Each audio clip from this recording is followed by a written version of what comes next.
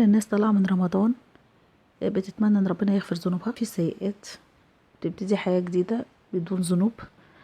وكان اغلبيتنا بيدور يا اما تاني يعمل كحك عشان العيد والبسكوت، لكن في ناس تانية كانت بتفكر في جريمة قتل. ايوه، في جريمة قتل. اول يوم العيد اختفى مصطفى الصعيدي، محدش عارف عنه اي حاجة. اهله واصدقائه والاقارب كلهم بيدوروا على مصطفى الصعيدي. مصطفى الصعيدي مش موجود، اختفى. طبعا بلغوا المباحث،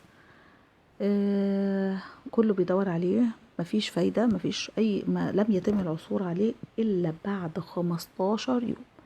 طبعا في حادثة فيها غموض، محدش عارف مين اللي قتله أو إيه الأسباب اللي أدت للقتل، لكن اللي احنا نعرفه إن هو بعد 15 يوم تم العثور على الجثمان.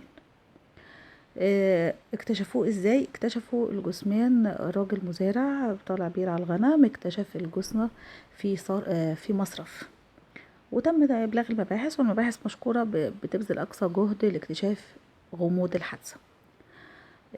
مين اللي عمل، ايه الاسباب، محدش عارف لحد دلوقتي. نتمنى ان احنا نعرف في اقرب وقت كده عشان خاطر نجيب حق مصطفى، لان طبعا الظروف والميعاد والتوقيت في اول يوم العيد يتم اختفائه وقتله، فده شيء صعب طبعا، وربنا يصبر اهله على فقدان ابنهم. ونتمنى في اقرب فرصة ان احنا نعرف مين القاتل وكان ايه اسباب الحادثة، وربنا يستر علينا جميعا من المعمورة البلد، ونتمنى اكتشاف اسباب الحادثة.